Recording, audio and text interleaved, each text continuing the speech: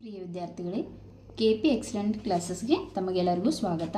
ನಾವು ಹಿಂದಿನ ವಿಡಿಯೋದಲ್ಲಿ 10ನೇ ತರಗತಿ ಗಣಿತ ವಿಷಯದ ಅಭ್ಯಾಸ 1.1ರ 1, 2 ಮತ್ತು 3ನೇ ಪ್ರಶ್ನೆಗಳನ್ನು ನಾವು ಆಲ್ರೆಡಿ ನೋಡಿದ್ದೀವಿ. ಈ ಒಂದು ವಿಡಿಯೋದಲ್ಲಿ ನಾವು 4, 5, 6 ಮತ್ತು 7ನೇ ಪ್ರಶ್ನೆಗಳನ್ನು ನೋಡೋಣ. ಹಿಂದಿನ ವಿಡಿಯೋವನ್ನು ಯಾರಾದರೂ ನೋಡಿರಲಿಲ್ಲ ಅಂತಂದರೆ ಈ ಒಂದು ವಿಡಿಯೋದ ಡಿಸ್ಕ್ರಿಪ್ಷನ್ ಬಾಕ್ಸಲ್ಲಿ ಅದರ ಲಿಂಕನ್ನು ಹಾಕಿರ್ತೀನಿ, ನೀವು ಹೋಗಿ ನೋಡ್ಕೋಬೋದು. ಸೊ 4ನೇ ಪ್ರಶ್ನೆ ನೋಡಿ.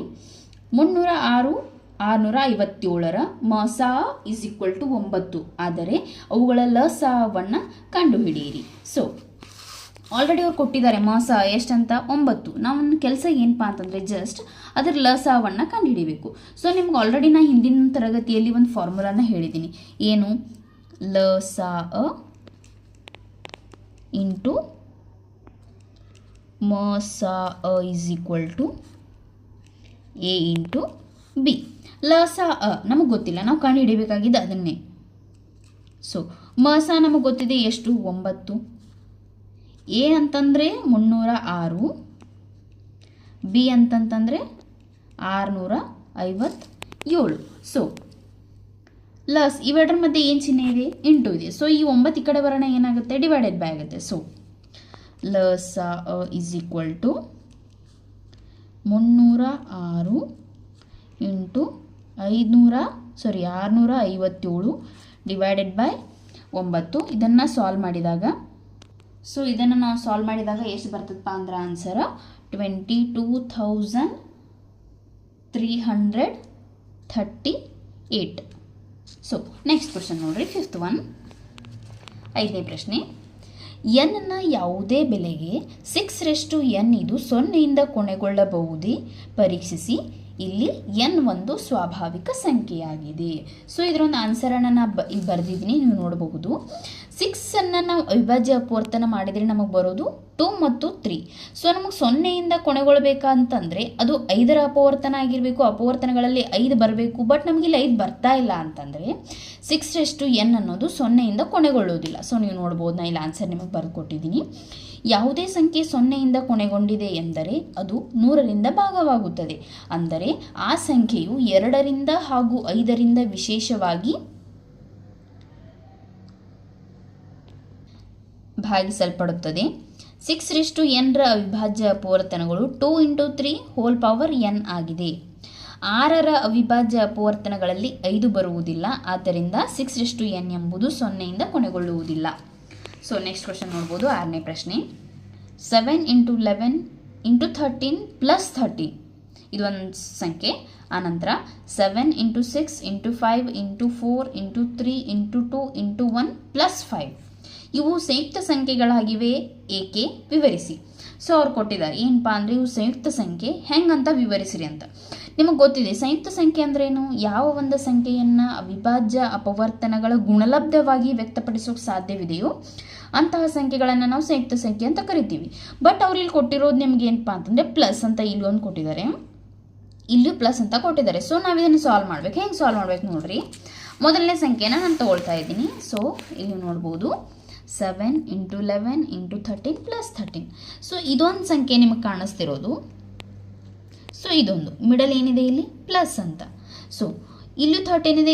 ಇದೊಂದು ಪದ ಅಂತ ನಾವು ಕನ್ಸಿಡರ್ ಮಾಡಿದಾಗ ಎರಡೂ ಕಡೆ ಕಾಮನ್ ಇರೋ ಪದವನ್ನು ಕಾಮನ್ ತೆಗಿತೇನೆ 13 ಅಂತ. ಇಲ್ಲಿ ಉಳಿದಿರೋದೇನು 7 × 11, ಇಲ್ಲಿ ಉಳಿದಿರೋದೇನು 13 ಕಾಮನ್ ಬಂದರೆ 1 ಉಳಿಯುತ್ತೆ ಇಲ್ಲಿ. ಸೊ 13 11 7 77 + 1 77 1 78. ಸೊ ನೀವು ನೋಡ್ಬೋದು 78ನ್ನು ಅವಿಭಾಜ್ಯ ಅಪವರ್ತನ ಮಾಡಿರಿ. 78ನ್ನು ಅವಿಭಾಜ್ಯ ಅಪವರ್ತನ ಮಾಡಿದಾಗ ಲಾಸ್ಟ್ ಸಮಸಂಖ್ಯೆ ಇದೆ. ಸೊ 2 ತಗೊಳ್ತಾ ಇದ್ದೀನಿ. 2 3 6, 1 ಉಳಿತು 18 ಆಯಿತು, 2 9 18. ಸೊ 9 ಇದೆ, ಇದು ಸಮಸಂಖ್ಯೆ ಅಲ್ಲ. 3 ತಗೊಳ್ತಾ ಇದ್ದೀನಿ. 3 1 3 3. ಸೊ 13 ಅನ್ನೋದು ಏನ್ರಿ? ಇದು 13 ಅನ್ನೋದು ಅವಿಭಾಜ್ಯ ಸಂಖ್ಯೆ. 13 1 13. ಸೊ 2 3 13 ಇಲ್ಲಿ ಬರಿತಾ ಇದ್ದೀನಿ ನಾನು 78 ಜಾಗದಾಗ 2 3 13 ಅಂತ ಬರ್ತಿದ್ದೀನಿ. ಸೊ ಈಗ ನಮಗೆ ಗೊತ್ತಾಗಿದ್ದು ಅವಿಭಾಜ್ಯ ಸಂಖ್ಯೆ, ಇವು 3 ಅವಿಭಾಜ್ಯ ಸಂಖ್ಯೆಗಳು. ಸೊ ನಾವು ಅವಿಭಾಜ್ಯ ಅಪವರ್ತನಗಳು ಗುಣಲಬ್ಧವಾಗಿ ವ್ಯಕ್ತಪಡಿಸಿದ್ವಿ ಯಾವ ಸಂಖ್ಯೆಯನ್ನು? ಈ ಒಂದು ಸಂಖ್ಯೆಯನ್ನು. ಆದ್ದರಿಂದ ಇದೇನ್ರಿ? ಇದು ಒಂದು ಸಂಯುಕ್ತ ಸಂಖ್ಯೆ. ಅದೇ ರೀತಿ ಸೆಕೆಂಡ್ ಒನ್ ಟ್ರೈ ಮಾಡೋಣ. ಅವ್ರು ಕೊಟ್ಟಿರುವಂಥ ಸಂಖ್ಯೆಗಳನ್ನ 2 ಭಾಗ ಮಾಡ್ತಾ ಇದ್ದೀನಿ ನಾನು. ಸೊ ಇದು ಒಂದು ಭಾಗ, ಇದೊಂದು ಭಾಗ, ನಡುವೆ ಯಾವ ಚಿಹ್ನೆ ಇದೆ ರೀ ಇಲ್ಲಿ, ಪ್ಲಸ್ ಅಂತ. ಸೊ ಇದು ಒಂದು ಪದ, ಇದೊಂದು ಪದ, ಈ ಎರಡು ಪದದಲ್ಲಿ ಸಾಮಾನ್ಯ ಇರುವಂತಹ ಪದ 5. ಸೊ ಇಲ್ಲಿ ನೋಡ್ಬೋದು, ನೀವು ಇಲ್ಲಿ ನೋಡ್ಬೋದು 5 ತೆಗೆದ್ರೆ ಉಳಿದಿರೋ ಟರ್ಮನ್ನು ಇಲ್ಲಿ ಬರಿತೀನಿ, ಪ್ಲಸ್ 5 ಹೊರಗೆ ಹೋದರೆ 1 ಉಳಿತು. ಇವೆಲ್ಲ ನಾವು ಮಲ್ಟಿಪ್ಲೈ ಮಾಡಿದಾಗ ನಮಗೆ 1008 ಬರ್ತಾ ಇದೆ. 1 ಆ್ಯಡ್ ಮಾಡಿದ್ರೆ 1009 ಬರ್ತಾ ಇದೆ.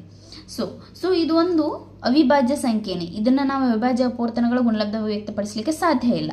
ಸೊ 5 ಅವಿಭಾಜ್ಯ ಸಂಖ್ಯೆ, 1009 ಅವಿಭಾಜ್ಯ ಸಂಖ್ಯೆ. ಸೊ ಈ ಒಂದು ಸಂಖ್ಯೆಯನ್ನು ನಾವು ಅವಿಭಾಜ್ಯ ಅಪವರ್ತನಗಳ ಗುಣಲಬ್ಧವಾಗಿ ವ್ಯಕ್ತಪಡಿಸಿದ್ದೀವಿ. ಸೊ ಆದ್ದರಿಂದ ಇದೇನ್ರಿ, ಇದೊಂದು ಸಂಯುಕ್ತ ಸಂಖ್ಯೆ. ನೆಕ್ಸ್ಟ್ ಕ್ವಶನ್ ನೀವು ಇಲ್ಲಿ ನೋಡ್ಬೋದು. 7ನೇ ಪ್ರಶ್ನೆ ಓದ್ತಾ ಇದ್ದೀನಿ, ಸರಿಯಾಗಿ ಕೇಳಿಸ್ಕೊಳ್ಳಿ.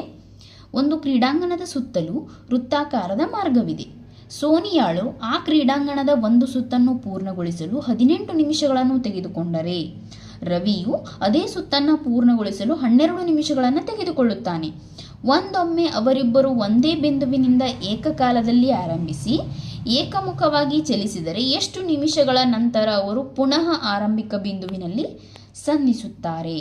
ಸೊ ನೀವು ನೋಡ್ಬೋದು, ಒಂದು ಕ್ರೀಡಾಂಗಣದ ಸುತ್ತಲೂ ವೃತ್ತಾಕಾರದ ಮಾರ್ಗವನ್ನು ಸೋನಿಯಾಳು ಒಂದು ಸುತ್ತ ಪೂರ್ಣಗೊಳಿಸಲು 18 ನಿಮಿಷಗಳನ್ನು ತೆಗೆದುಕೊಳ್ಳುತ್ತಾರೆ.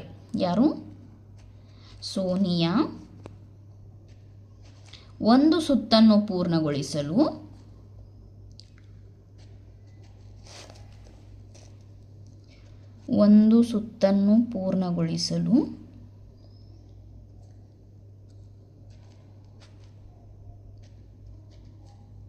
18 ನಿಮಿಷ ತೆಗೆದುಕೊಳ್ಳುತ್ತಾಳೆ.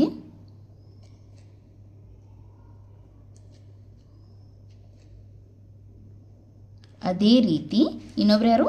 ರವಿ ಅದೇ ಸುತ್ತನ್ನು ಪೂರ್ಣಗೊಳಿಸಲು ಒಂದು ಸುತ್ತನ್ನು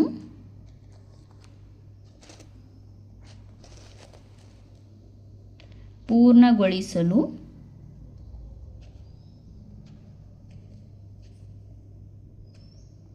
ಎಷ್ಟು ನಿಮಿಷ ತೆಗೆದುಕೊಳ್ತಾನೆ ರೀ? 12 ನಿಮಿಷ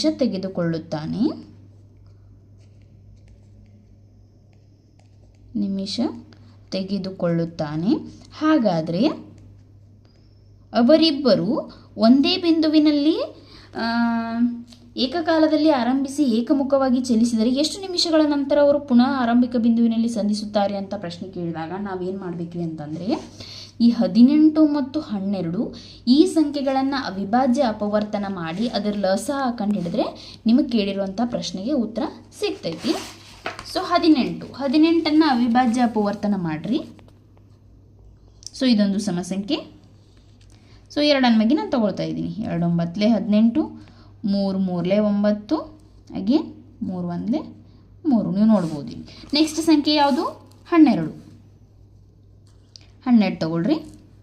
ಸೊ 2 6 12, 2 3 6, 3 1 3.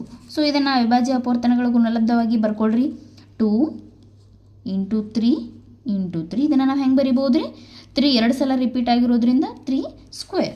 ಅದೇ ರೀತಿ 12 = 2 × 2 × 3. ಸೊ ನಾವಿದು ಹೆಂಗೆ ಬರ್ಕೋಬೋದು? 2 ಸ್ಕ್ವೇರ್ × 3. ಇದ್ರ ಲಸ ಹಾಕೊಂಡು ಹಿಡಿದ್ಬಿಟ್ರೆ ನಿಮಗೆ ಕೇಳುವಂಥ ಪ್ರಶ್ನೆಗೆ ಉತ್ತರ ಸಿಗುತ್ತೆ. ಸೊ ಲಸ ಅಂದರೆ ಹೇಳಿದ್ದೀನಿ, ಎಲ್ಲ ಪದಗಳನ್ನ ತಗೊಳ್ರಿ. ಗರಿಷ್ಠ ಘಾತ ತಗೊಳ್ರಿ. 2ದ ಗರಿಷ್ಠ ಘಾತ ಸ್ಕ್ವೇರ್ ಇದೆ, 3ದ ಗರಿಷ್ಠ ಘಾತನೂ ಸ್ಕ್ವೇರ್ ಇದೆ. 2ರ ವರ್ಗ 4, 3ರ ವರ್ಗ 9, 9 4 36. ಹಾಗಾದರೆ ಅವರಿಬ್ಬರು ಪುನಃ ಆರಂಭಿಕ ಬಿಂದುವಿನಲ್ಲಿ 36 ನಿಮಿಷಗಳ ನಂತರ ಏನು ಮಾಡ್ತಾರಪ್ಪ ಅಂದರೆ ಸಂಧಿಸ್ತಾರೆ. So the final answer is 36 minutes.